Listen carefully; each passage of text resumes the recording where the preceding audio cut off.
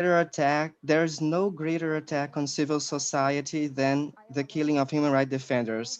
It is also important to highlight that the publishing of information that denounces this grave case is important to face these violations. And it is also important to highlight that it is fundamental in this fight.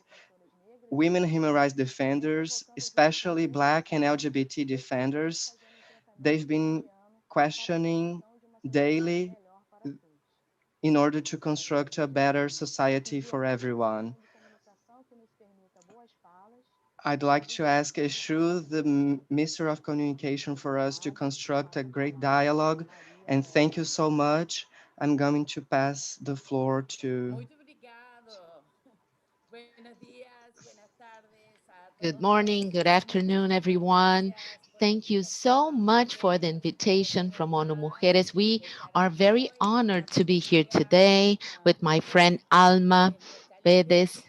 She's our leader. los temas humanitarios y bueno, desde la oficina regional And from our siempre apoyando regional la office, we are defensa, always supporting those initiatives apoyar a las and also to defensoras de los support the defenders derechos of those humanos human rights. I would like to salute que Elida, siempre Roselia, están Nieli, Jessica, those women that defend human rights that we are here to listen today, because the most important thing is to listen to them so that we can work together. también a la relatora And especial por la also to situación the special de los derechos rapporteur humanos, on the situation Mary of Lawlor. women defenders, Por that's Mary supuesto, Lawlor. And Fundación also Tierra de Derechos, to the other Global organizations, y Tierra de Justicia Derechos, Global, Justicia Global, y and the María Maria de Franco Institute, and Andrea Bolaños for her work and to open these spaces so that we can hear no our podía ser menos voices. oportuno esta I would conversación I en would el like día to de say hoy that que this is iniciamos so el important today 65 because periodo de it's the sesión de 65th la period of Comisión decisions in the Commission of the Especial de la Mujer, la Judicial Commission CESID, for y women. estamos And trabajando the en la main promoción de los subject today in the derechos participation of de women decisiones en la vida on the pública, decisions on the la public eliminación life de and la also on violencia. the elimination of Y violence. ustedes, las And mujeres, exactly that's why son you, las the women, the protagonistas defenders, are de the la promoción protagonists of the transformations in the social participation and in the community.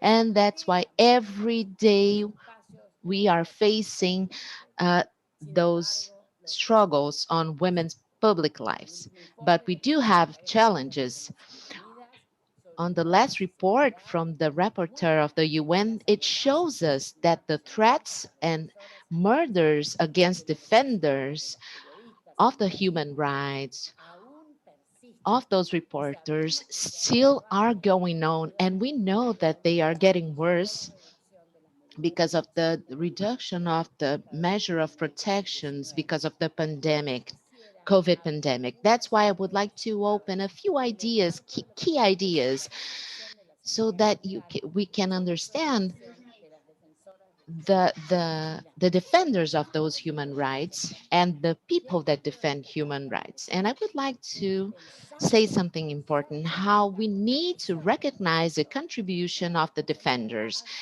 and la justicia the y la building igualdad. of peace, Y justice, and equality. mismo tiempo, los riesgos, And at la the same time, the discriminación challenges, y the las risks, violencias the endémicas prejudice, que and the enfrentan las endemic defensoras violence y that esas those trabajadoras defenders are las facing to do lideresas their y jobs. defensoras transforman All the defenders, they estereotipos a favor de transform la igualdad de género, stereotypes incluso al interior de towards nuestros the propios gender espacios, equality inside contribuyendo our a organizations, building democracia, with inclusión y their acciones supports que and their buscan alcanzar actions. They are trying el to Estado de strengthen Derecho democracy y and the progreso state of en rights and the nuestras sociedades. development and Ellas peace. enfrentan barreras y They are desafíos facing especiales barriers en el and ejercicio de su risks liderazgo, when they are porque trying muchos de to esos lead. barreras And están many of ligados those con esos estereotipos de problems género have to do with the stereotypes, the gender stereotype that que are still favorecen present in our la societies exclusión y and that exclusión favor a las mujeres stigmatization cuando se ejerce por when fuera de los women ámbitos are laborales. trying to work.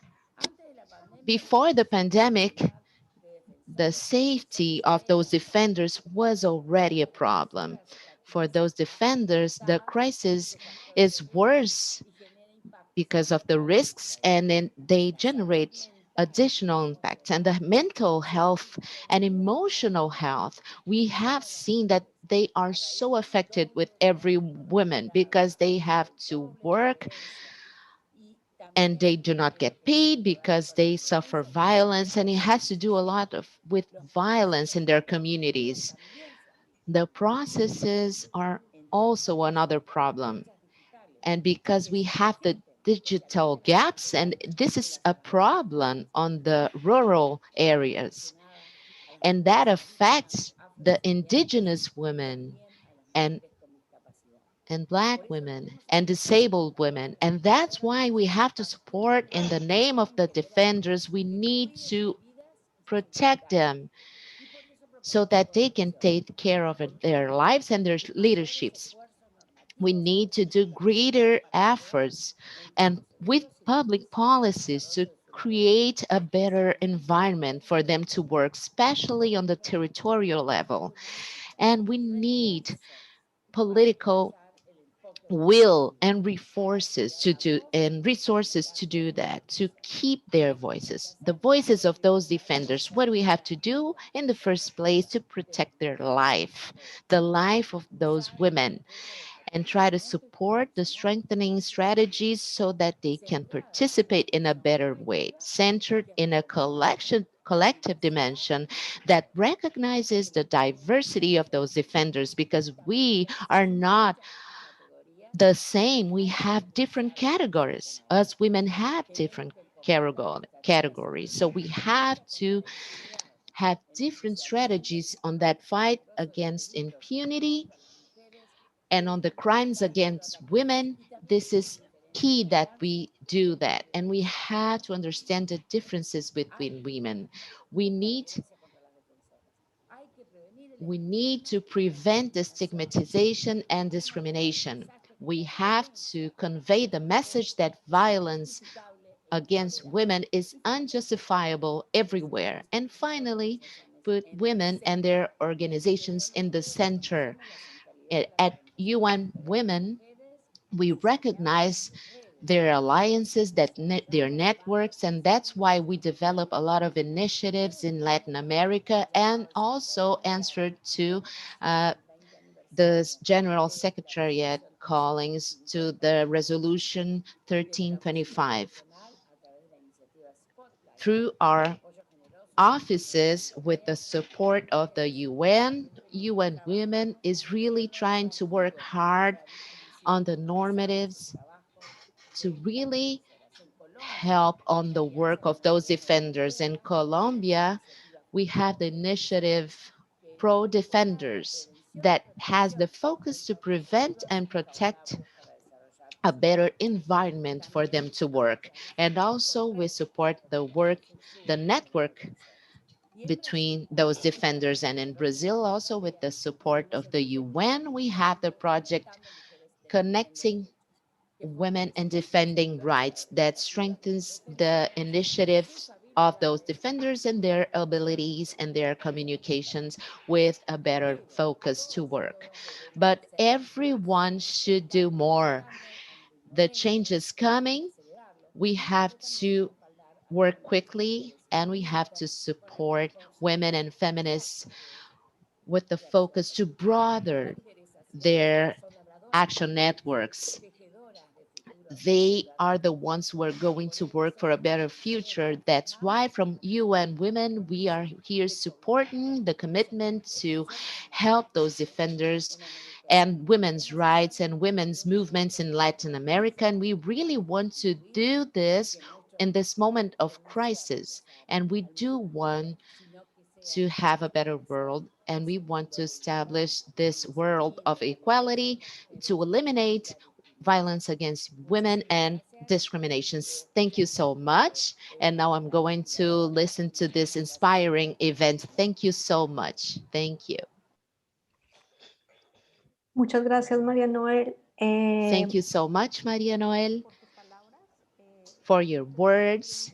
Really, they are very inspiring for us. We feel really supported, not only by UN Women, but also by you and your regional office, and also by the rapporteur that's really here with us right now. And now we are going to start the first part of questions. I would like to thank you. I would like to thank Terra de Direitos, Justicia Global, and the Marielle Franco Institute, and also for the invite that they sent me to moderate this event, and also the defenders that are here with us and their organizations, because they would want to be here, willing to participate. Thank you so much.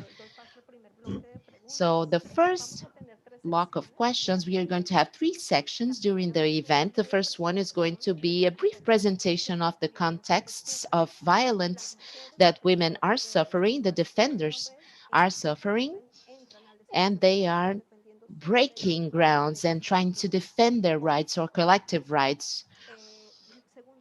And the second block of questions, we are going to have a space of proposals and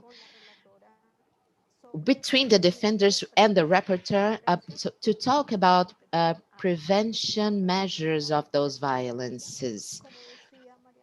Like Maria Noel said, like she highlighted, we have an intersectional focus and the diversity of the defenders that we have in our continent. And the third one is going to be an exchange with the public, with the defenders, with the rapporteur, so that we can be able to think of future steps and the strategies that we have to develop in the future. And we are going also to have a Q&A moment. So in this part, we are going to have Pedro Vera from the regional offices for the Americas of the High Commissioner of Human Rights. And so now I'm going to pass the floor to the defenders that are here with us today. I'm going to present them right now. Sonia Acabal, she's a feminist. She's from Nonviolence Network, the REDNOVI from Guatemala. And then we have Roseli Finsky, Indigenous Regional Council of Cauca. She's from the University of Cauca, and she's a human rights defender, and she's a coordinator of the Regional Indigenous Committee at Cauca. Also from Brazil, we have Aniele Franco. She's a human rights defender. She's the director of the Marielle Franco Institute and her sister. And last but not least, we have Jessica Sanchez. She's a feminist, a lawyer, human rights lawyer, also from Oaxaca Consortium. It's also an organization from Mexico that defends the human rights. Jessica not only develops her work as a human rights defender at Oaxaca, but also in the Mesoamerican region. And also we have Mary Lawlor. She is the rapporteur, the United Nations rapporteur for the situation of human rights defenders. She's from Irish. She's a teacher at the Innovation Center at the University of Dublin, Trinity College of Dublin, and she's been working with the situation of people, of human rights defenders. She's also the director of the Office of the International Amnesty. So right now I'm going to pass the floor to our participants so that we can have this talk about what does it mean? How do you represent violence against women when we are breaking grounds on the public spaces, defending our rights? Sonia, the floor is yours. Thank you so much. I'm so glad to be able to talk to you right now and feel embraced and hugged from Guatemala. There are a lot of ways or expressions that women human rights defenders live here in Guatemala when we defy power and we want to exercise mainly our right to participate and to be able to play our part on our political roles when we lead those organizations and when we are behind them. And when there's no man that is supporting us or that is working for us, in the case of Guatemala, we had serious problems because we ask ourselves, first people ask, who are you? Who represents you? And everyone, they take your words, they understand your words. So the violence that we live here in this system is also a part of those violences that we live every day. The defenders are not exempt from those violences, and this is getting worse when we are human rights defenders, because on this patriarchal world, we have to create mechanisms that when we want to transform and we want to utilize them to give some kind of integral whole protection for women, that's not ready to be used. That's when the system doesn't work. So we defenders have created laws, policies, and mechanisms from which we believe that is a space to promote them as political tools. But when we defy that power, because those mechanisms, we have many employees that right now we they have people with individual criteria. They are fundamentalists. They go against women's rights, anti-rights movements, and we know that we have a problem of judicializing. So we are not able to move forward with those processes. Yesterday, Guatemala, we had a problem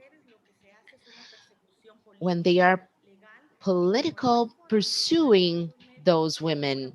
And now we have also an administrative persecution. So when we women, we want to take the floor and we want to whistle blow everything that's going on, we have other ways to criminalize it. We also defy the power when we decide, for instance, in Guatemala, to create a national coordinator to prevent violence against women, and they have the three powers of state, and we have all the organizations of women, and that's where the system doesn't work. That's where the mechanisms don't work, and that's why now we are trying to defy power when we are defending those mechanisms. For instance, the presidential secretariat for women. And what are we doing? We have many different uh, processes for women who do not have access to have a fair trial. We don't even have access to a lawyer. We have different crimes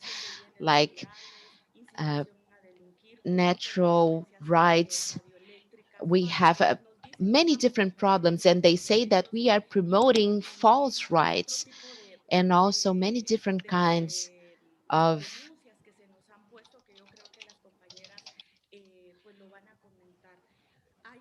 complaints that we are having from our colleagues. So we have different attacks against our family. We have a censorship against our participation. They say we are creating public disorder, and also the campaigns, the defamation campaigns that it's on the front. They are killing us. The net centers and people that are criminalizing us, they are taking away the possibility for us to keep defending those human rights. And in the case of Guatemala, we are at a difficult situations like our other sisters around the world. That's why I'm going to stop here because we don't have more time. But thank you so much. Thank you so much, Tonya. And so let's move on with Aniel Franco. Aniel, the floor is yours. Olá, boa tarde. Hello, good afternoon to everyone. I'm Aniele. I'm Executive Director of the Marielle Franco Institute and Marielle's sister. It is very good to be in the presence of Mary and her colleagues and all the invited people here today from Latin America. Yesterday, March 14th, was the day that marked 3 years of Marielle and Anderson's killing, and we are here to highlight the dynamics of violations of human rights defenders especially those acting in the Brazilian situation are exposed to these risks. So it is very important to us for us to have a joint articulation with other organizations, movements, and international bodies of the region in an attempt to qualify the discussion and also racialize the discussion of political violence in Brazil, including the rights of Black women, which their desires to Maria Franco Institute started to develop regarding the impacts of political violence in the bodies of Black women. There are many types of manifestations during 2020 in Brazil. Black women are daily attacked here, humiliated, persecuted, just because they're putting themselves as an acting body in the politics. During the elections of 2020, we from the Institute, we've managed to show that 100% of the candidates in 2020 they suffered at least one or more than one type of violence, and 60% of women were insulted, offended, humiliated also due to their political action during the elections. What we will observe is that violence is a very efficient intimidating to, in- to halt the debate on this theme in defense of the majority interest. This violence with these women occurred before and after the election period, and there are many human rights violations that we will only stop if we have a state articulated action through pressure and denouncement in international bodies. This action must understand its complexity and understand the characteristics of Black trans women. So to finish, I'd like to say that after we've done this research, who protect Black human rights defenders in Brazil, in organizations, who ensures their security so that they may execute their work with dignity. Thank you so much. Thank you so much, Aniel, for sharing your experience and the violence in the constant in the context of Brazilian women. Jessica, the floor is yours. Thank you so much. Hello, good morning. It is an honor to be with so many different important women here today. And I would like to talk about a few items from Mexico and to say that unfortunately the murders and feminicides against defenders, they have a common denominator, which is the impunity. Mexico has 20 years old of impunity, and we have the case of the Betty Cariño case and Rocio Messino's case. We have many great women that they wanted to defy the political sphere. And Mexico right now is going through a, a, a different political situation. And we have documented in different platforms the few results that we have to really cohibit those attacks, the defamations, everything that they are suffering about this observance of what we women do in our private lives. This is not questioned from men. When women decide to be a candidate, to be a municipal authority, or just to be a human rights defender, or just to be a defender, it seems like they are going to take that leap. This is a transgression against sexism. And that's why they start to question us on our private lives and on the public lives. They are trying to let us down because of the way we dress, because of the kind of partners we have. So we have a lot of different barriers that the patriarchy imposed to us. we believe that it's urgent on the regional level and here in Mexico to have a zero tolerance against uh, women's violence, violence against women, because they are facing violence because they are indigenous, because they are poor, because they are black, and this is getting worse. And the difference on the different contexts in the community is important to understand, because we understand that this is going to inhibit the public action in favor of women. And we believe that it's really important that when people start investigating those murders against women, they're not stigmatized as passionate crimes. This is a tendency not only in Mexico, but also in the region to stigmatize as crimes of passion. And we want the state to help us, and we want to have a strong body so that the defenders, they can work together. We need to have a protection mechanism. We do believe that the effective protection mechanism is the network that we create. Thank you. Thank you so much. And now we are going to keep working about this. We can see this violence against women when we are transgressing the public spaces. We have that patriarchy context. And now we are going to move on one with Roseli from Colombia. The floor is yours. Thank you so much.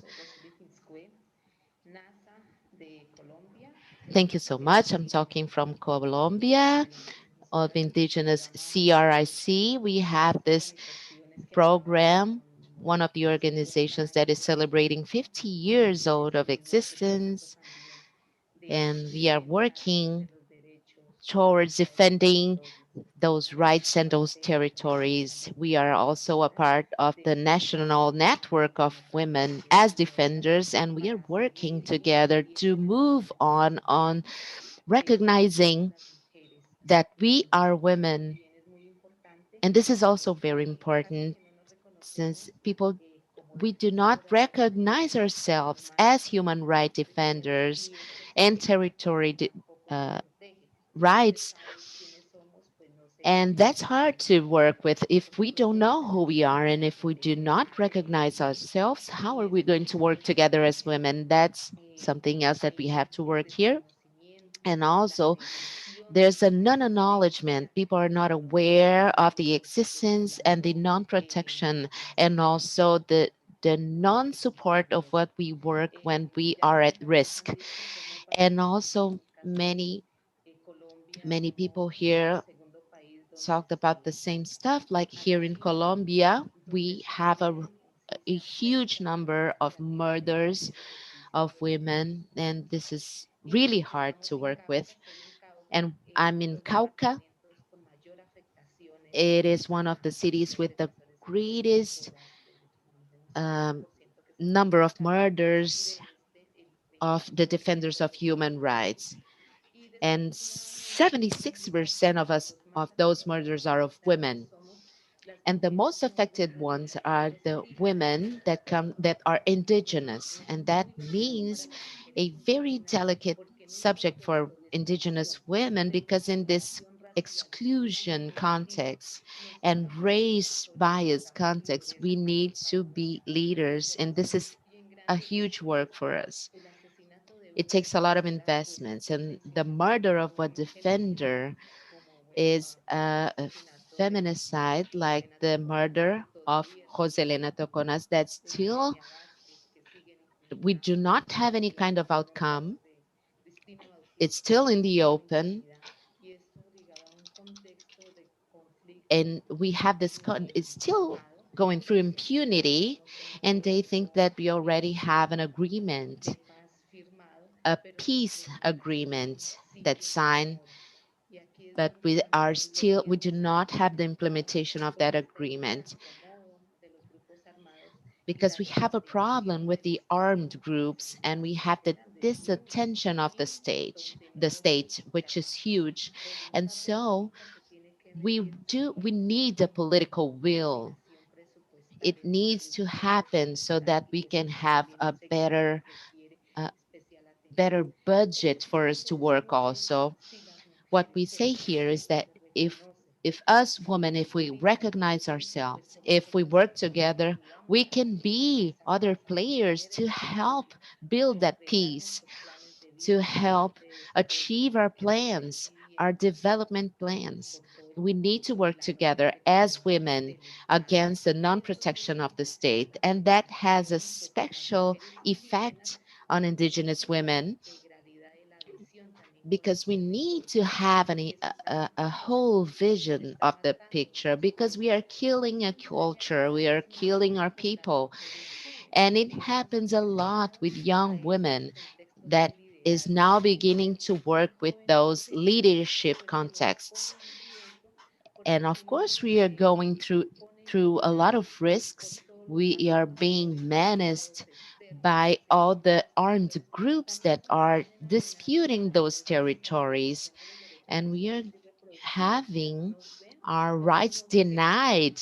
They just see us as a sexual object, and they do not see us as a defender of those rights, as a subject of rights, because this is what's going on here in Cauca in Colombia. We are not being recognized. We are not being validated. And when we want to fight towards that, we are getting attacked by many different media, educational media, the disinformation, the fake news from the government, and this transcends all the minds and the political culture in our societies. So for us, it is really important that we can see with this look, yes, intersectional, but it needs to be more integrated and territorialized with the knowledge of those diversities, because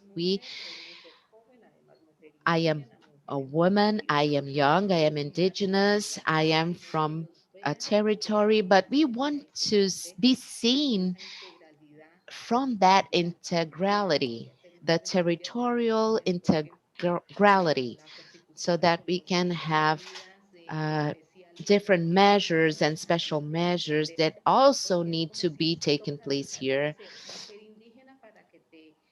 We don't want to be just indigenous women. We also want to be indigenous women to have guarantees as a woman.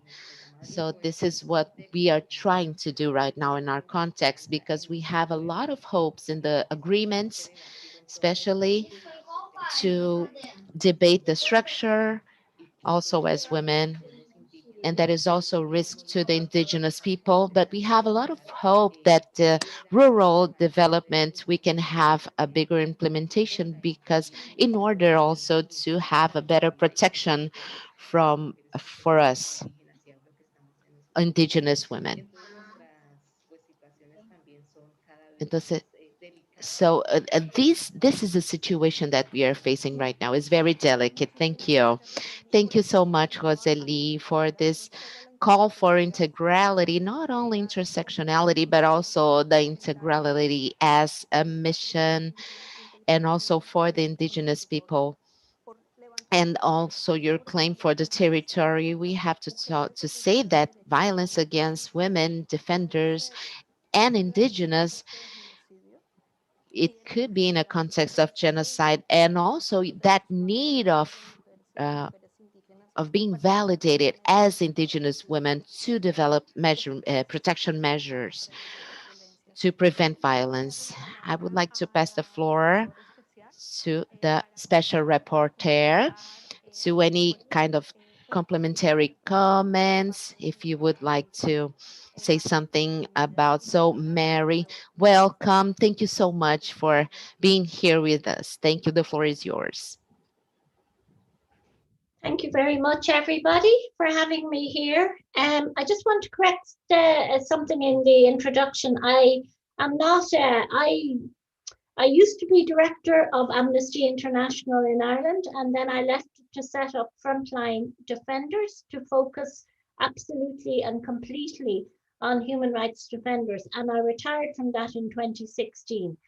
I'm now in the business school in working on business and human rights. So a few points that keep coming up. Clearly, it's when I set my mandate priorities, I wanted to look at the most vulnerable, the people defending rights who were least connected and who were often very remote and not even connected with national or bodies or regional bodies or international bodies. So clearly women human rights defenders and LGBTI human rights defenders are very vulnerable. Clearly indigenous land and environmental human rights defenders are very vulnerable. And clearly those working in very remote areas and the specific and particular risks that women who are also Black human rights defenders face are very pronounced. And so that all forms part of my priorities for the mandate. So I just wanted to tell you that to start with. And clearly for women human rights defenders, when you're up against well, women all over the world, to be honest, they are targeted not only for who they are, but for what they do. And it's the same everywhere. In some countries, it's different or worse, not worse, but different, different contexts, different tax. But the thing that is the overarching and defining characteristic, as you well know, is that they are women. And when you add in context of patriarchy and fundamentalism and heteronormativity and militarism, the risk is really grave. And I recognize that in the report I presented last week to the Council about the growing need of and a growing acceptance that protection of women human rights defenders needs to be gender specific. But you know, you've all said about working together, local solidarity, local networks. To be honest, that is the best protection that you can develop. I always remember Hina Gilani, who was the first special representative on human rights defenders, the first UN one. And she said that what made her more secure was that it was her networks. Her networks protected her. And I think that you will find with women everywhere, it's the networks they develop that most protect them. To be honest, there's no point in thinking the UN can do it. The UN is a huge, big bureaucratic body. It's unlike what I am used to. It's very procedurally defined. And the way that I can act is to take up cases with governments. And I do that through the formal procedure called communication. Building alliances, I think, is really important. You know, mapping out your environment as you clearly do. But you know, when you're talking about strengthening your networks of protection, don't just think about your women human rights defenders, or but also, are there individual police officers or local government officials, good ones I'm talking obviously, or churches that would be more inclined to help protect you? And it's not that as blanket groups that they will, but you may be able to find the odd person who is kind of a good person to have on your side from a hostile environment. So I think that's and that's not to take away from the responsibility that the state is obligated to protect you. But we know their failure. You've all talked about impunity. Like, since the mandate started 20 years ago, the issue of impunity and bringing perpetrators to justice has been cited more than 30 times in the recommendations in reports. That's huge, you know. I also think with women human rights defenders, a holistic and collective approach is good because it's, as you know, I've taken loads of notes here. It's about attacking the integrity of your body as well. Making you, as I think it was Rosalie said, you know, just a sexual object and not basically seen as an individual of dignity. So I do think that it is important when you're building the networks to build in a kind of a psychosocial outlet for yourselves that will help with your protection, so that when things get really tough, you'll have some way of supporting or being supported if that is what you need. And of course, local protection mechanisms and local protection designed by defenders themselves is the best way to try and increase your protection. And also to, like, you know, there's a lot of human rights organizations that are really not very human rights friendly, I think. And particularly when it comes to women and LGBTI and Black and human rights defenders, they're excluded from hierarchical positions, and they are less in an organization, and they aren't properly embraced as equal. And you particularly see it, I think I have seen it anyway, with both women and LGBTI human rights defenders who aren't mainstreamed properly into the work of the organization, and also into the support that they should be getting. So I think they would be just the kind of comments that I have built up, you know. I was very interested in, you know, sorry, I have to go over my Aniel. Yeah, Aniel. You know, what you were saying about women who stood for election. That's new to me, that they were, you know, as candidates, they were so attacked and humiliated and persecuted. And I was also very interested in what you said, Rosalie, about, you know, you don't want to be seen as just Indigenous women. You want to be seen, yes, as an Indigenous woman, but with the rights of any woman, and the right to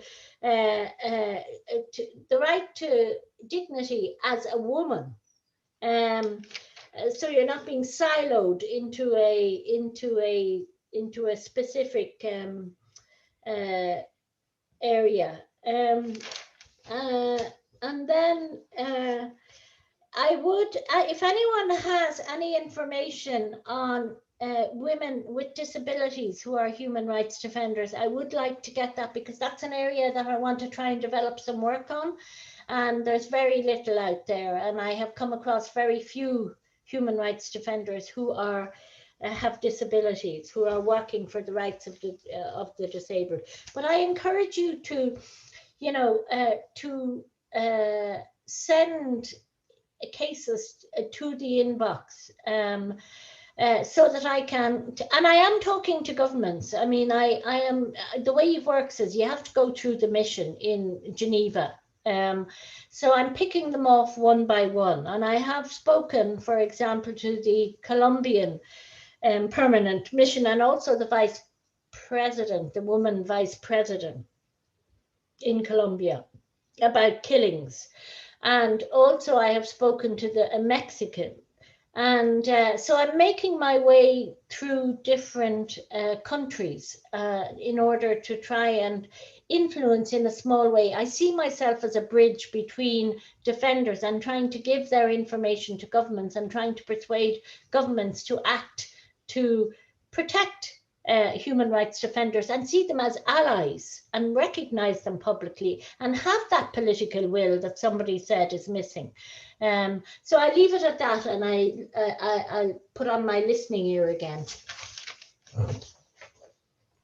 Thank you so much, Mary. Muchas gracias, Mary, por tus comentarios y por tu Thank you reflexión. so much, Mary, for your comments. I'm going to pass the floor to Elida for the second part of our presentation here, and we are going to talk about the prevention of those violences. And also, we are going to listen to Maria Noel, and she's going to call for action for whole protection for we need to strengthen the the local institutions, and also the recognizing of the political will of those states, and also to have better budgets and to strengthen those institutions. And like all of our panelists said, from the intersectionality and also with the relationship with their territories and the different spheres that they are living. Also, everyone, and also the defenders that have less access of those spaces. So we need to build those bridges. This is why it's so important, this building of those bridges. Thank you so much, Mary. Now I'll pass the floor to Thank you Elida. so much, Andrea. Thank you so much for all those who participated in our first round. Our idea with this event is create an opportunity to exchange experiences and to get to know there are trends of human rights violations of human rights defenders. There are general, there are global, the misinformation campaigns, the attack anti-rights, which have been targeting women human rights defenders. And also there are specific attacks such as she said regarding the diversity of women. So there goes our efforts to think about the work of human rights through a full approach which embraces territories.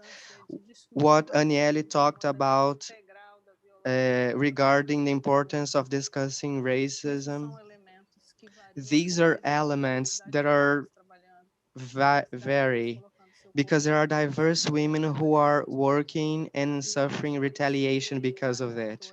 So one of the things that Mary brings to us in her report, which she recently presented to the Human Rights Council, is a group of recommendations and international recommendations and obligations, which are related to creating policies. The states should think about monitoring. The states have to think about resources available to human rights institutions to monitor the violations, the opening for the creation of international experts to make this monitoring and investigate human rights violations. And such as Manuel has talked in the beginning, women are developing these through their solidarity networks to maintain alive, to be kept alive. So this is our discussion now. We need to listen to the defenders about what they've been discussing, the proposals to protect themselves that they're developing, what they've been discussing about the state's duties, what they've been elaborating on their local networks of protection as alternatives to be kept alive. This round we're going to enter, we're going to discuss a little bit about this. The same methodology is applied. We're going to listen to the defenders and to the special rapporteur, and I'd like to begin by passing the floor to Aniele. Thank you so much, Elida. From these commendations that were already organized in the Special Rapporteur's report on the killings of human rights defenders, I think it is worth highlighting and also articulate the combat articulation in Brazil. First, I believe that we need to acknowledge that full protection of these women is not guaranteed in any program in the Brazilian state. The program for protection of human rights defenders in Brazil is not enough to protect these women. We need we need to guarantee human rights are constantly being attacked during the whole Bolsonaro's government, which started in 2018.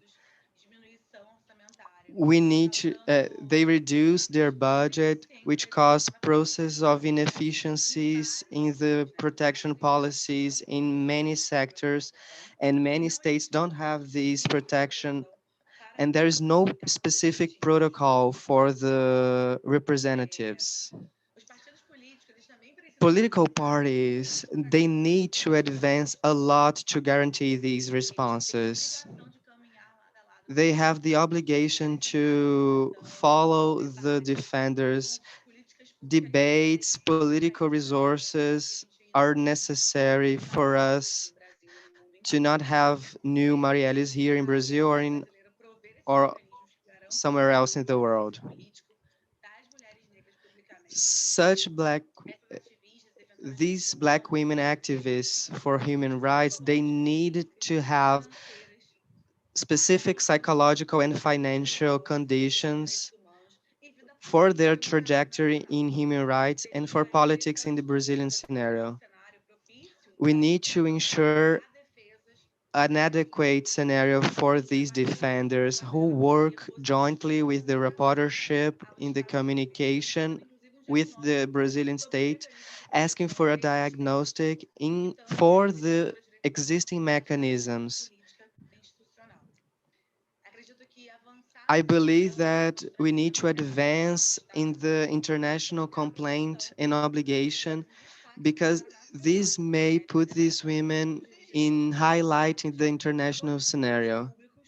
We need public investments and policies aimed at this public. We are getting close to the reportership. I think that the creation of inquiry commissions and other similar mechanisms between the Brazilian state, organizations, human rights movements will accelerate the protection. This is a kind of solution. The role of the High Commissioner is very important. The production, the visiting of the state is very important. The production of reports about these recurring violences in the Brazilian scenario is a short and medium range solution that may entail modifications in the structure. Thank you, Aniele. You have 2 minutes more. I don't know if you'd like to react to Mary's question regarding the violence about if you'd like to use these 2 minutes to react to that. Yes, I can. I think, Special Rapporteur, this is a thing that we are debating a lot in Brazil very strongly because I see from two sides. First, as a family member of Marielle, we also see through the rational side. When last year we had Marielle Franco agenda, we had a lot of women, a lot of black women who have put themselves available for this power space, and we see how 1 month later, how it was to dispute these power places and being threatened and subject to many kinds of violence was very terrifying. So to everyone watching us and to our colleagues, I believe that we need to act. We still need to find the best manner so that we won't have new Marielles in the future. I said also in our last meeting how myself I'm being threatened for being in the head in front of the Marielle Franco Institute and for being her sister. So I hope that we'll have the strength to do something. We really need concrete actions, colleagues. because I believe we need to run against time. We are facing a lot of hatred because of this fascist government that we have today. So I hug our colleagues here present, and we need to talk about how we cannot have new Marielles. I think that's it. Thank you so much, Aniele, and thank you for calling the attention to the importance of the fact that what unites you and your sisters and the experience of Black women is racism, is hatred, and the fact that you've put your body available to a daily fight for human rights. So I'd like to say for all those listening to us, this is the opportunity to ask questions, to interact, so the next round is going to be for this. So if you want to make a question, just comment on the chat. And I'd like to pass the floor to Sonia regarding protection and proposals. Sonia, it's you. Thank you so much. Yes, I'm sharing the same ideas as Aniele. I think a few of the proposals to promote the prevention. In the case of Guatemala, we were working the policies to improve the protection of the defenders, human rights defenders, and then they stopped when the state of Guatemala had to recognize that we have a problem, that they have a problem, and that problem is called criminalization. And I think part of the prevention is that the institutions need to be recognized, that there is a criminalization, and that everything comes from that. It's not to attack the institutions, but they need to recognize everything that's wrong. And if they only say with their voice, but they don't act. They need to act differently. When in concrete, the only thing that we are living differently is to follow a system that's operating with full impunity and corruption. And another proposal is that for them to follow the same line of process of work. How this is so nice to hear how we would have to articulate with the different offices here from Geneva and nationally and locally. And of course, it's so nice to listen that we are going to work together to keep following our rights, and also the right to defend rights.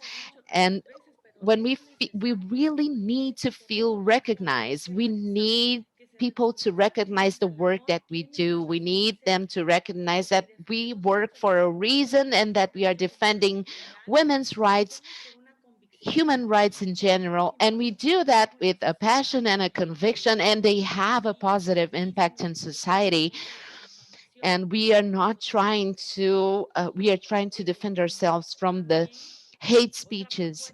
And also another proposal that people already talked about here, yes, is the work to approach the integrality, that we need to be helped in a whole way. But we do not need speeches. We need those works to be whole as a whole, because when we talk about criminalization, we do not have that wholeness. That's when we get less support, and we do not have enough resources for a defender to leave after they are locked up. So we really need the psychological support, but all the effects that we have in the physical part also. When we talk about the defenders, women defenders, this is not working. In the case of Guatemala, we live as a situation of extreme poverty. And it is another problem that goes beyond the persecution, beyond the criminalization. We are just not being able to work because people close the doors in front of us. This is what we need. We need people to value what we do. We need to have more open spaces to get access to that work. We cannot even go and ask for a job You are not going to work because you are a woman, you are a defendant, you are a defender, you are not going to have that opportunity. So this is what we are going through right now here in Guatemala. We are living that situation. Our families are living that situation. So it's really urgent in the framework of the present prevention that they see us as subjects of right, that we have the right to speak, and we need to make decisions for ourselves. We have that right to speak. We have the right to have a voice, and we need to have that position reflected with fair trials. So it seems like this is so, it's been going on for so many years. We need to keep promoting rights in every territory. In Guatemala, women don't even know they have the right to live free from violence, and they need to know that they have the right to be free. We have to spread the word through the territories, to the communities, even more now that we are being attacked because they say that we are promoting fake rights. What are those fake rights? They say that we have a different agenda. We have this agenda where we are losing people because of those comments. And also, it is important that we are able to recognize that the defenders, the human rights defenders, we also have the right to live free of violence. And in that sense, we have to be articulated with the other mechanisms and the other strategies that are already in place to keep defending the rights to live free of violence. In the case of Guatemala, to work together with all the aspects of our lives as defenders, as human rights defenders, that we need to work together with those other processes that we live in our territories and in our communities, and also to understand that the institution in each and every country is different. We have different struggles, we have great challenges, but I know that solidarity between us has taken us far. That's why we are alive right now. Many of us are alive right now because of that. And with these circumstances, like the reporter said, we have to work in networks. Even though we do not have budget, we are being able to work together as a network. We have a problem of budgets. Thank you so much. Thank you so much. Por chamar atenção também para o So papel I'd also would like to call the attention to the judicial system.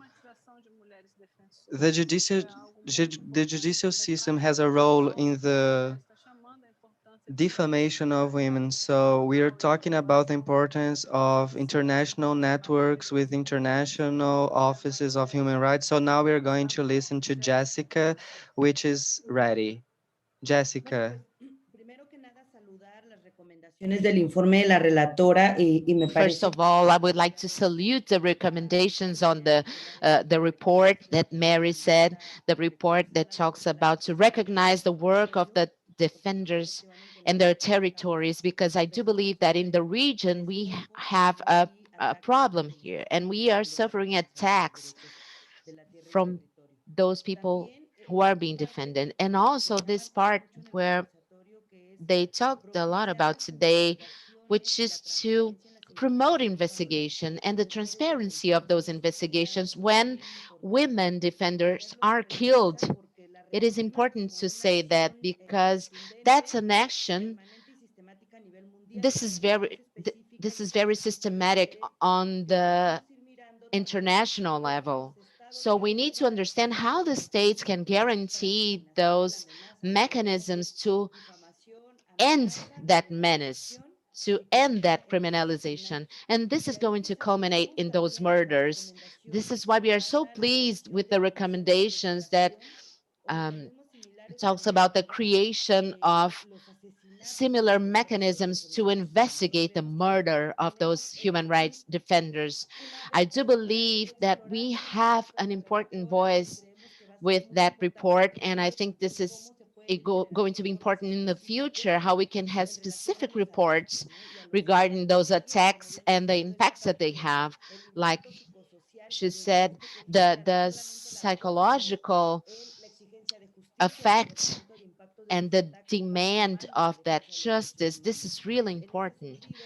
In that sense, we do believe that it's important also to have a magnifying lens on the protection mechanisms, since that's what happens in the case of Mexico. Because of a national politics, we have a decrease, a budget decrease, and we have an increase in the violence against women. But this is going to impact in the protection of those defenders, women defenders. Now we have a lot of women defenders. They are trying to get into that mechanism, but we are not having the right answers because we don't have a budget. So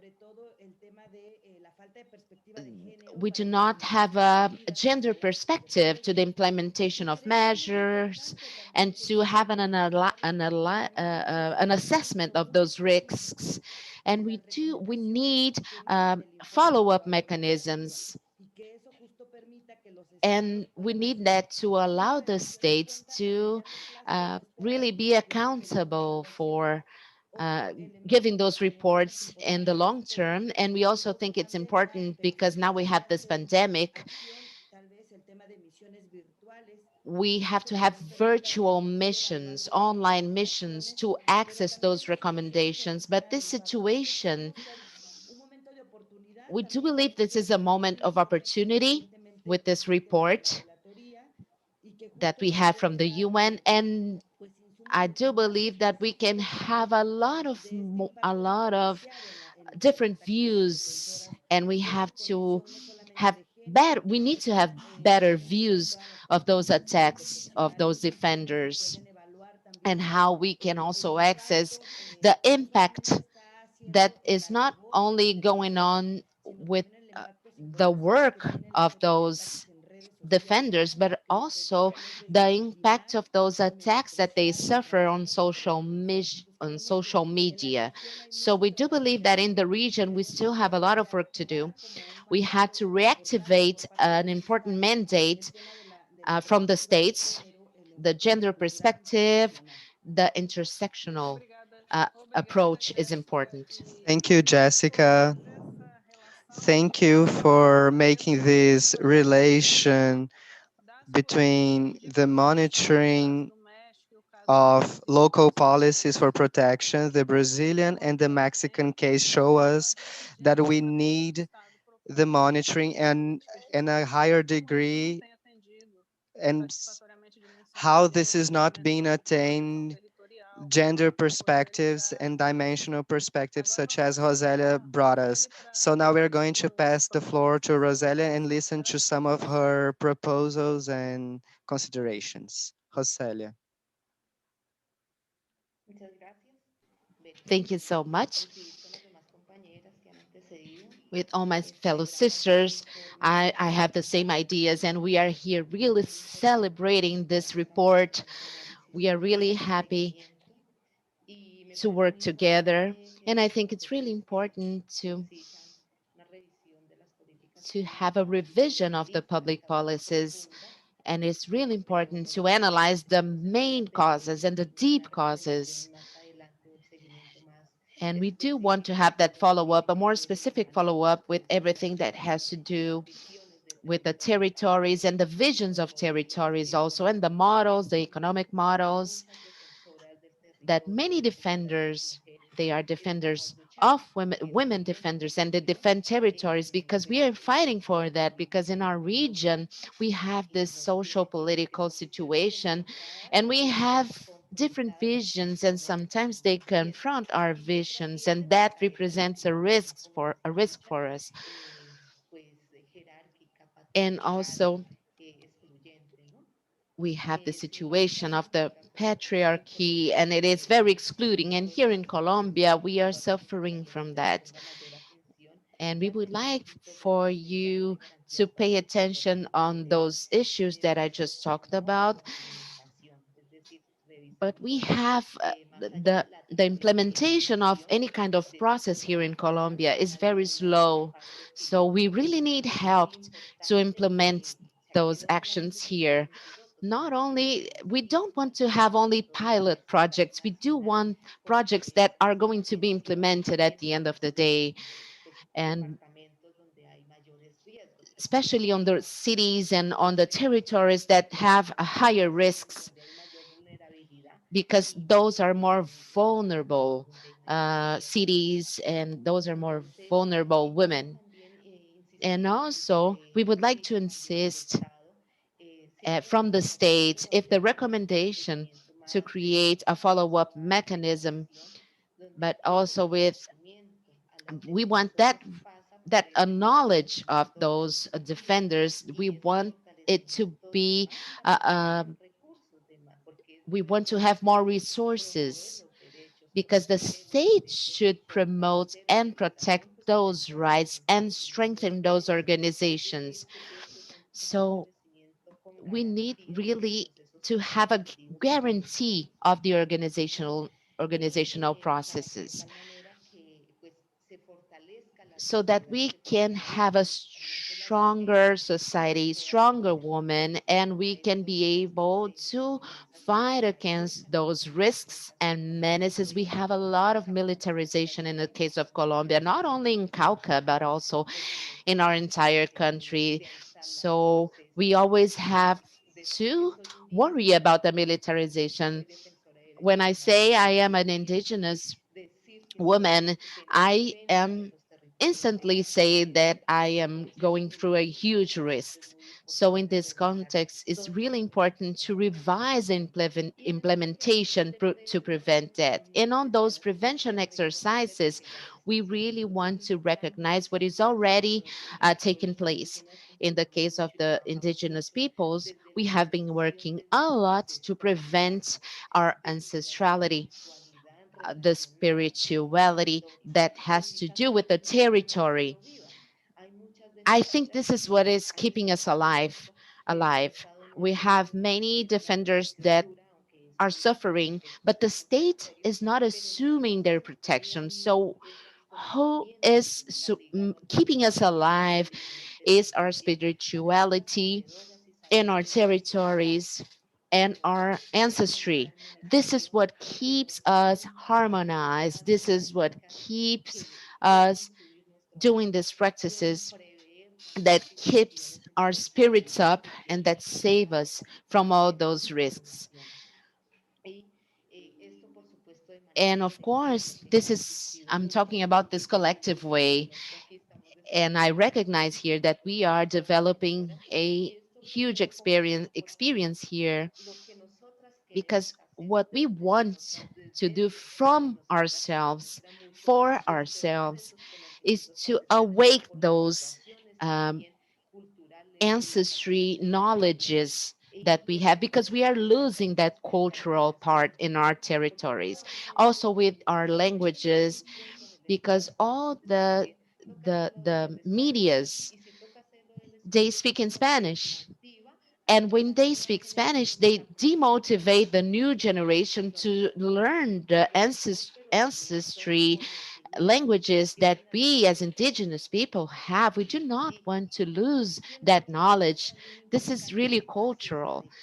And we need to have adequate spaces so that indigenous defenders or human rights defenders, that we are able to use to do collective exercises with our community, because we need those spaces. We need the right spaces. We need the right institutions to acknowledge that we have different kinds of life forms that we are fighting for, and we need to strengthen them. And we also want to revive our culture.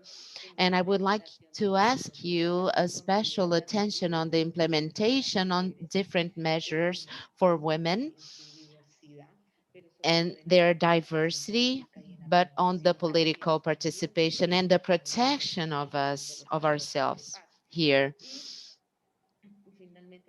And finally, also would like to say, and how can we call the states and demand the public policies from the states for indigenous women, because we do not have that right now for indigenous women. We have many different public policies right now,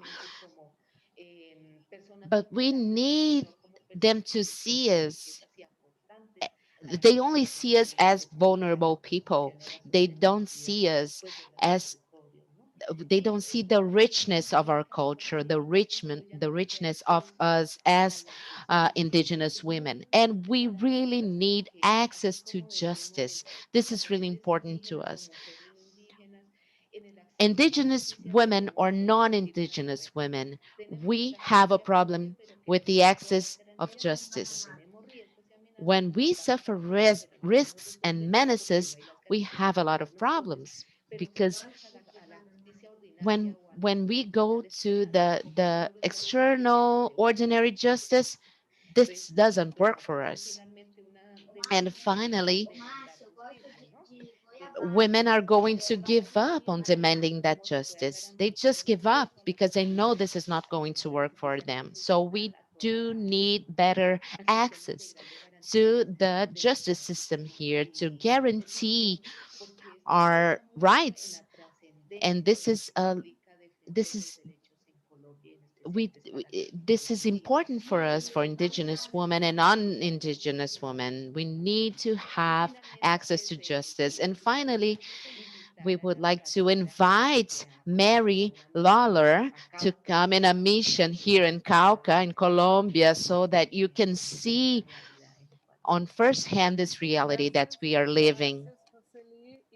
Sem grandes delongas, passo. So, with no longer ado, I pass the floor to Mary to get to know a little bit more about her considerations, if she has something to add to this debate, and also a little bit of the results of the observations which brought us to the reading of your report. Mary.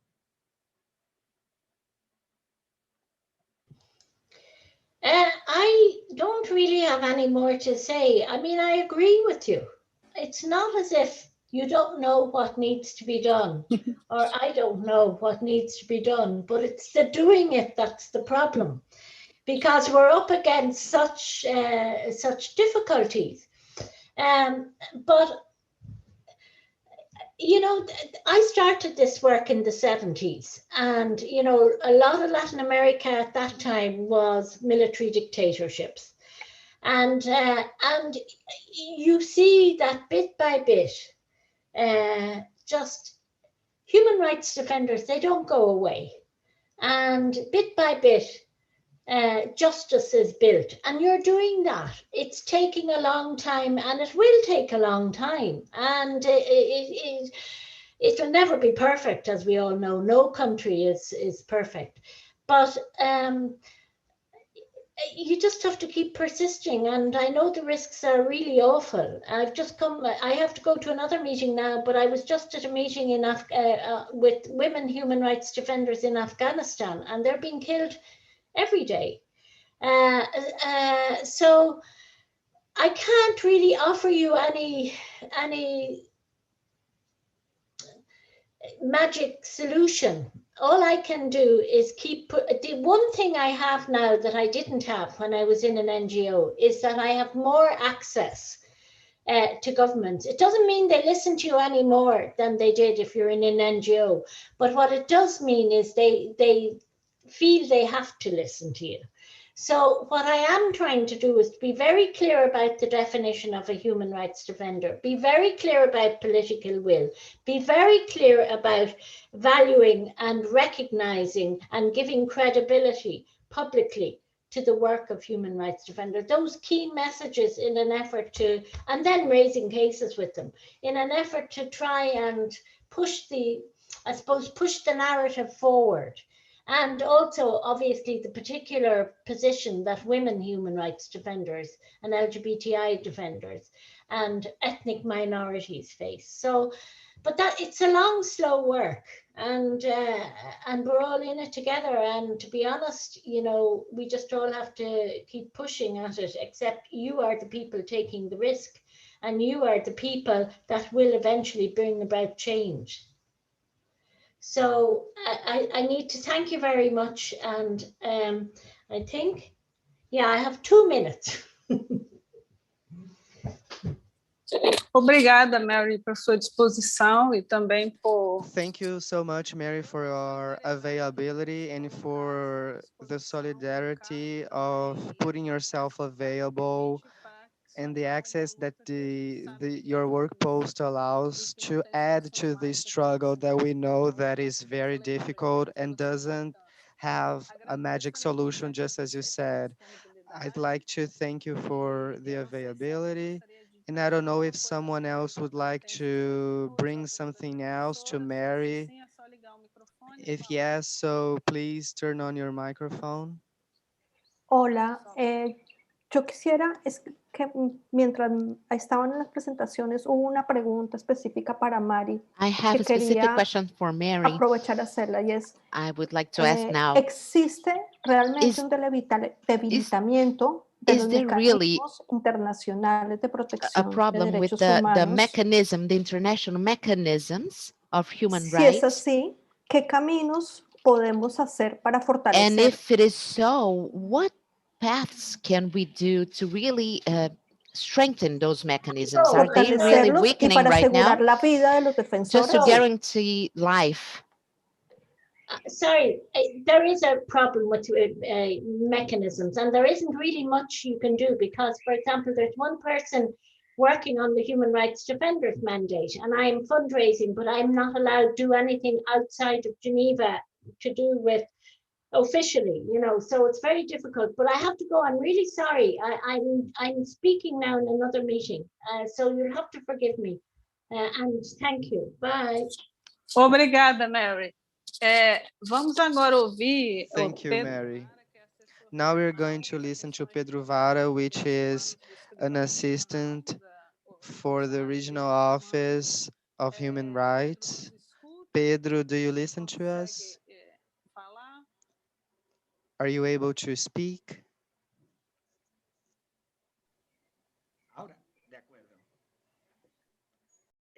Muchas gracias, Elida, y también Andrea. Thank you so much, Elida and Andrea, for all these panels. They are so interesting. And also good morning or good afternoon to everyone that's connected here and that they are watching us on this parallel event on the Human Rights Council, the 46th Human Rights Council of the UN in Latin America.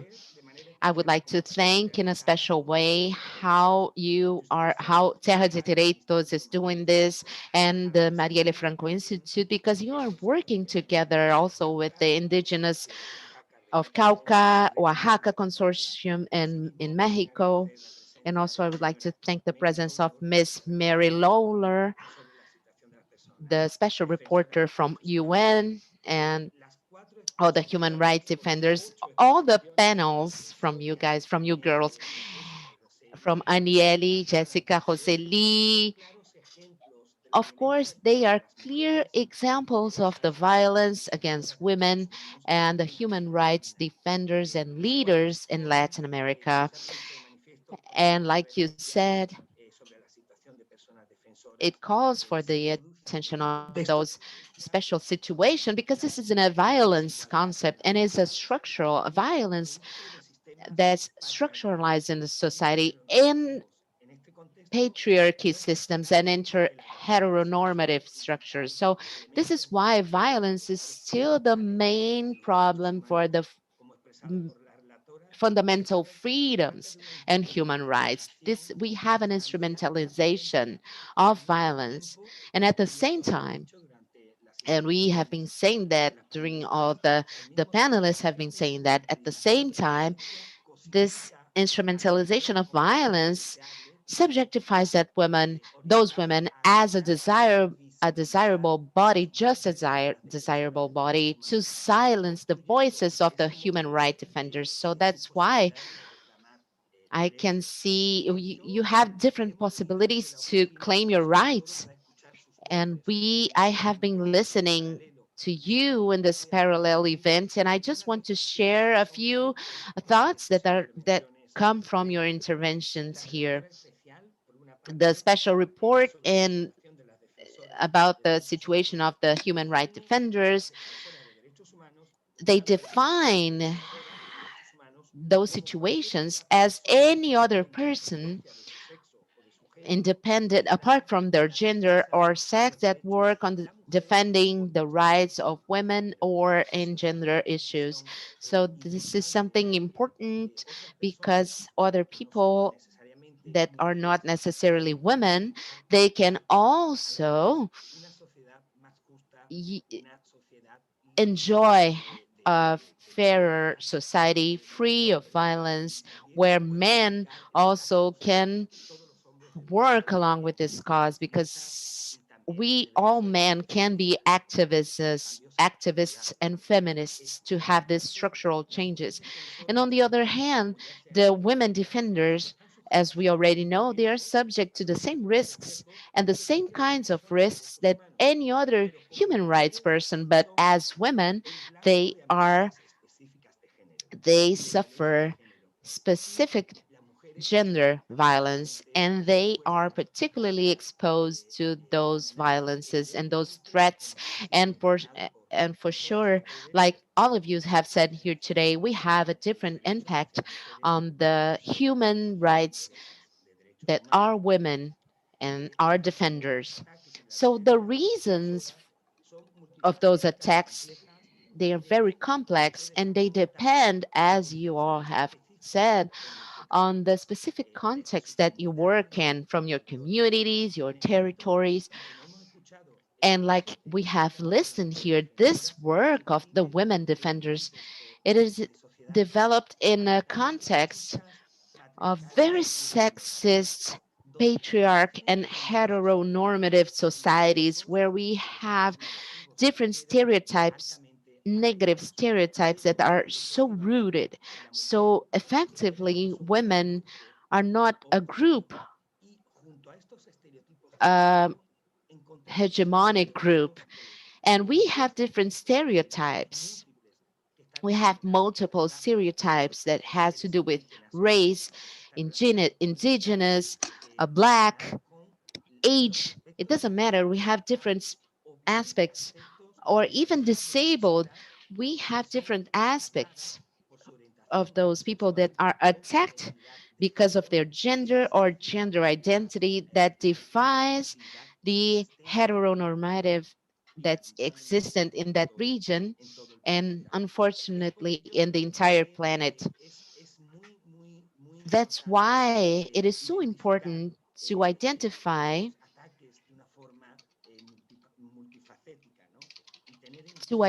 those attacks. And we have to understand that specific context where they are working, all the leaders and the defenders inside their territories and communities, their work represents a challenge to the traditional notions and roles of a society, a traditional society. And they suffer attacks from the population in general and also the authorities.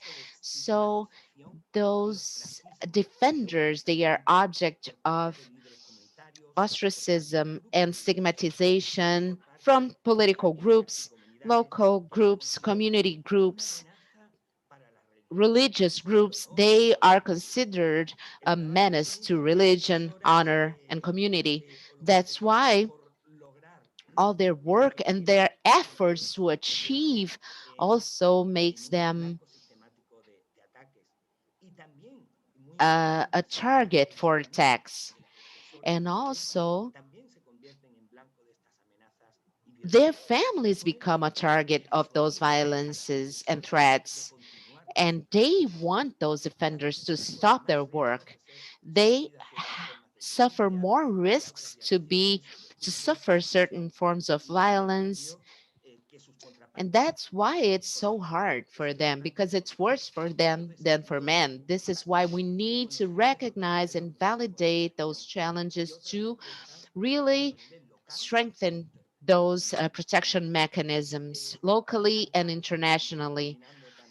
And that's why I'm going to finish right now.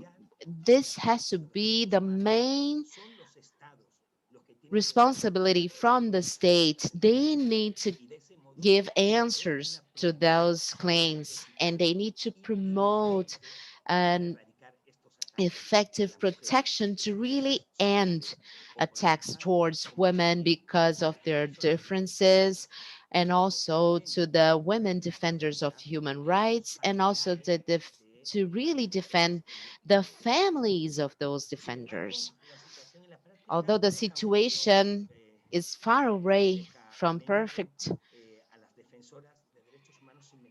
the defenders do not have effective protection mechanisms. This is why it's so important to say that impunity, like many of you have said here, the impunity that's linked to those attacks shows us the mean message that these attacks are normalized. That's why they are tolerated.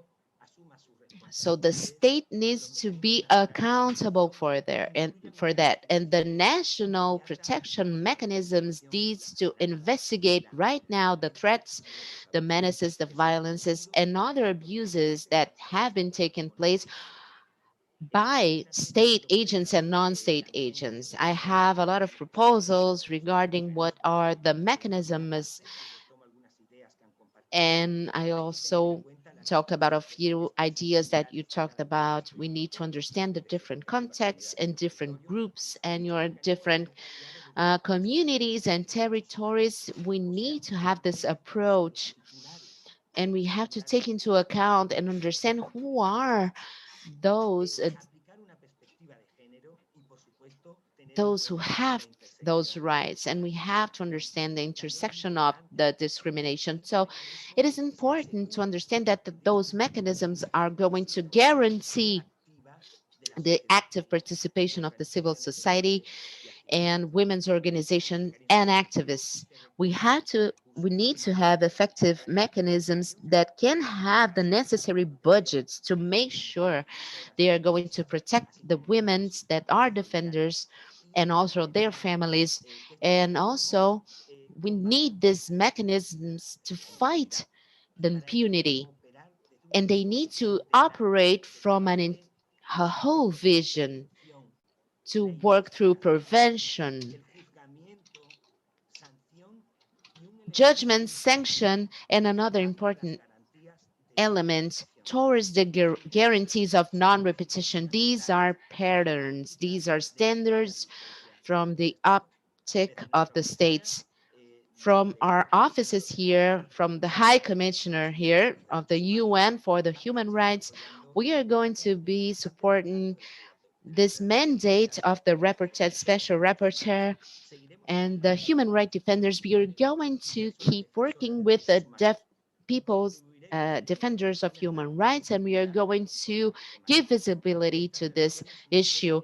These violations should not be forgotten, and they should not be inside the punity. Thank you so much. That's what I wanted to say to you. Thank you so much. Muchas gracias, Pedro, por compartirnos estos Thank you puntos. so much, Pedro, for sharing these points with us. I would like to just highlight the last one is the importance of truth, justice, reparation, and the guarantees of non-repetition. We need to prevent and not heal. So I would like to open for Q&A right now. As we could see, we have a specific one for the reporter, but she really had to leave. If someone has something to say, please do so. Please, this is the moment of Q&A. How can we prevent those attacks to the defenders, and especially women defenders, and also prevent those side effects of repression, anxiety, panic syndrome?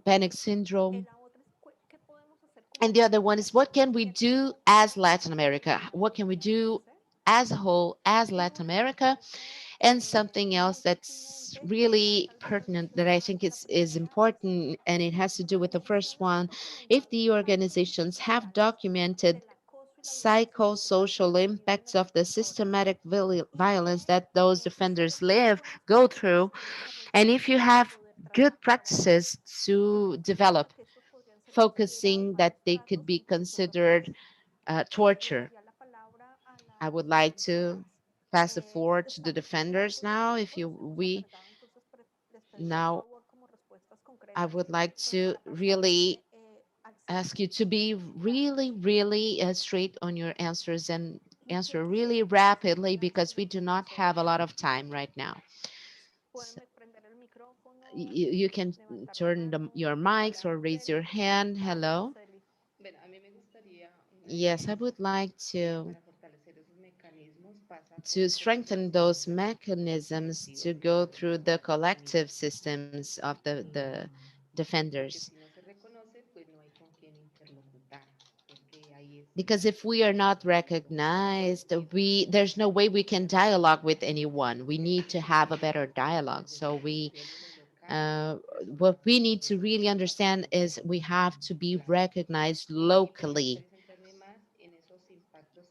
And when we talk about those psychosocial impacts, I think they are really strong and they are not very visible and measurable because we cannot show them, but I do know that we have impacts in collective contexts, and it takes to feminicides, and we have been having a lot of feminicides, and every time women raise their voices, they call more attention and they suffer more risks. And we really want to think about the social impacts. We have a lot of depression, we have a lot of suicidal thoughts, and also we have sometimes we do not want to participate in other spaces. That's why many of us have given up. We have a problem when we think about the indigenous women. Um, when we have to work together through our territories, because we see that this is weakening, and we have seen how many different diseases like stress, we have a lot of problems. I do not know one defender that does not have some kind of problem or stress, and how they have we also have problems with the protection of our families. They are facing those risks to lose everything. Although they want to work for everyone, they end up losing their family. They end up losing themselves because they do not have time to take care of themselves. So we need to have that. They end up abandoning their own selves. And also it has to do with the social and emotional impacts where we are denied the right to be a woman and we are denied the right to be indigenous. So this is what's happening. We need to improve our local relationships. It also has a deep impact on the collective emotion of what it means to be an indigenous people. And of course, we need to work as a network, and we need to keep sharing because this is what makes us move forward as indigenous people, as indigenous women. And that's why we want to keep protecting our territory and harmonizing our territory. And that's why it's so important also to be recognized. The territory is also a victim.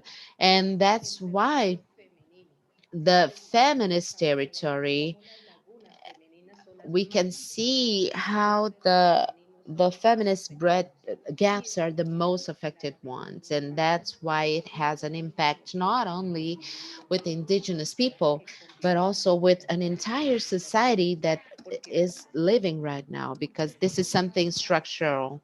Thank you so much. Thank you so much, Roseli, for your approach and to show us your reality of the relationship you have with your land and your territory.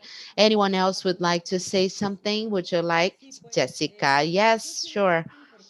Because I think an important part of this exercise is the political will of the state, or from the states. What Mary said about not only people to listen, but we need to have this window of opportunities open. And we have this worry of the militarization as a response of the human rights movements. Many countries in the region have this problem with the militarization. And also something else that I would like to say is that, like what said Joseli said, it is important to keep moving on the building of those networks. We need to build those networks. We need to build the exchange of experiences.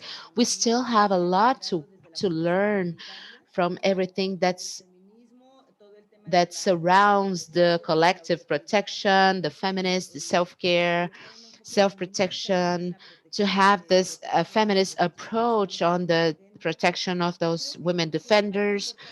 And I think an important part also is how the diplomatic body can also work on this assessment of the actions of the states. We have states that are in crisis. Sometimes they are not militarized states. I think we are suffering a regional crisis when we talk about the impunity of the feminicides of those offenders. This is really unfortunate that we have seen this impunity for 20, 15 years, and now we have this challenge of how can we make that pressure so that the judicial power can help us end that impunity. And we have this culture of allowness. And this is how the impunity has generated people to feel entitled to attack those leaders, women leaders, and how they impact the participation of women and political positions here in Mexico. This is what's happening right now.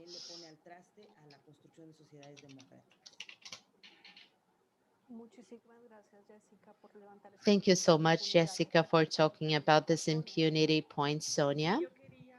Yes, I would like to comment what my sisters have said, but to prevent, we need to keep talking. We need to keep sharing what's necessary. We need to keep defending rights. I think it's important to have uh, an environment where all institution and organization are able to uh, have the right to defend rights without being afraid that this is going to lead to a feminicide, to an abuse. This is a right, and we need to keep using that right and promoting that right against the violence against women defenders of human rights, because the states need to be committed to investigate all the crimes against um, women defenders, and they need to be role models, and that any person that is criminalizing or bashing a defender, they need to be investigated. It doesn't matter who they are, but we need justice to be applied. And this exchange of experiences and what we can do here in Latin America, I do think this is an important space to work together here in Latin America so that we can work together as Latin America, exchanging knowledge, because we know that sometimes what we can learn from each other. We need to be together. We need to work together because we have less spaces. So we need to end those boundaries. We need to work really close now. Thank you. Thank you so much, Sonia, for your message. We do need to work together. This is the key word. We do need to work together. Roseli, Aniele, would you like to say something, Aniele? Or can we close? Aniele, would you like to say something? Aniele, would you like to say something, Aniele? Posso rápido? Can I speak quickly? Okay, so I think that's it. I think being together is very important. I think it is also important to highlight that this event has the first step of mobilization strategies and incidents, and also focusing on caring and activism in the region of Americas, just as Rosalie and Jessica told us about. I think they have the mental impact, and they also suffer. We believe that there's this connection between political violence and their dynamics, which affect the many ways in which defenders and feminist leaderships act in Latin America.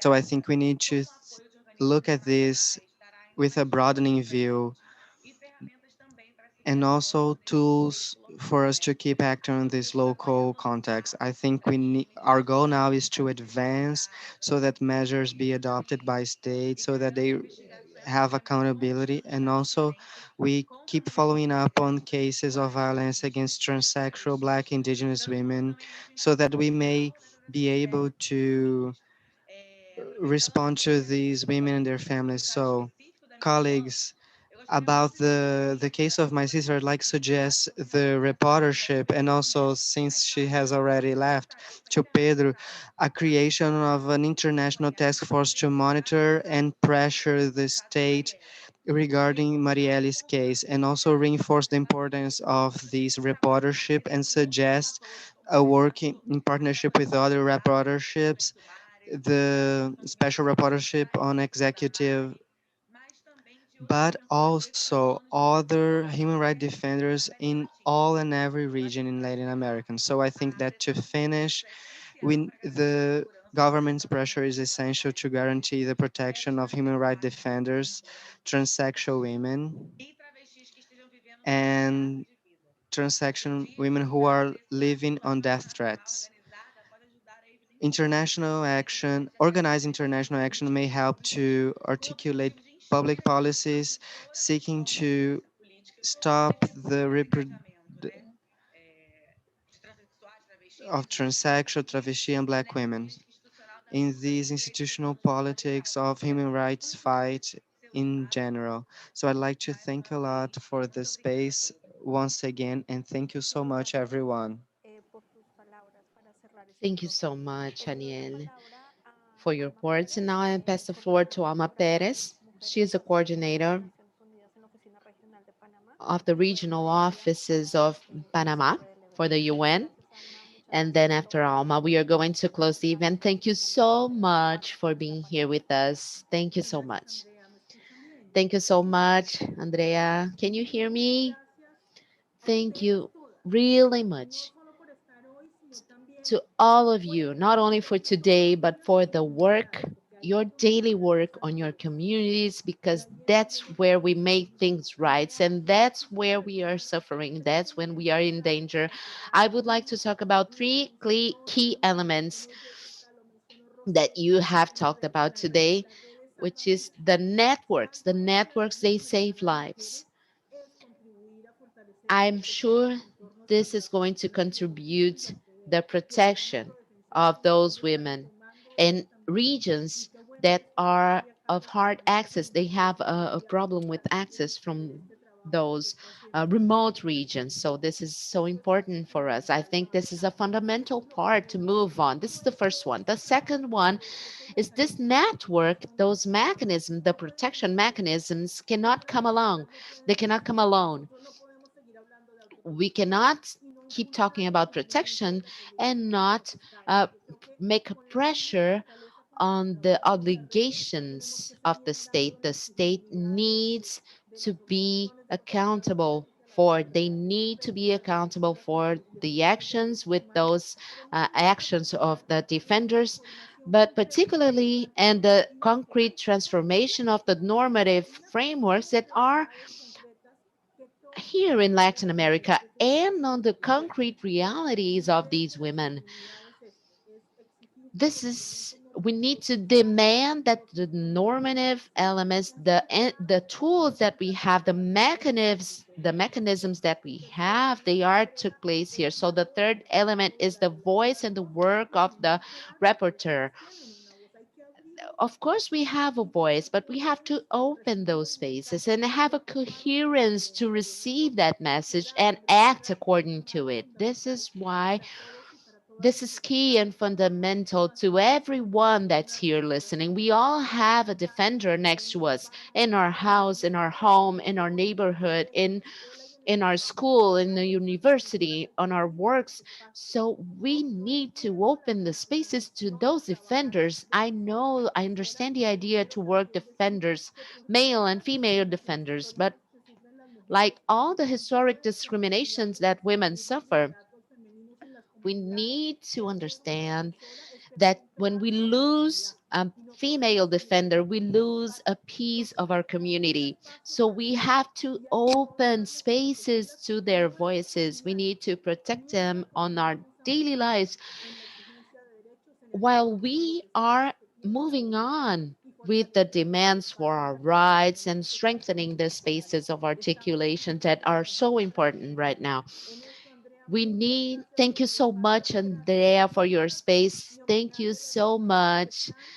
And homage to the defenders that are here. And we keep celebrating them, the ones who are not here. We shouldn't be celebrating their deaths. We should be celebrating their lives. Obrigada, Alma. Obrigada por essa. Obrigada por essa Thank you, fala. Alma. Thank you for this speech with a lot of coherence and also commitment. It's very good to listen to this. I like to, in the name of the organizations that have proposed this event, Terra de Direitos, Marielle Franco Institute, and Global Justice, I'd like to thank the people who work directly with the event, José Lucas, Maíra, Camila, Bruna, Pedro. Thank the translators, Luiz, Jan, and Rafael, and also finish with this idea that they've all talked about, that the environment is not enabling.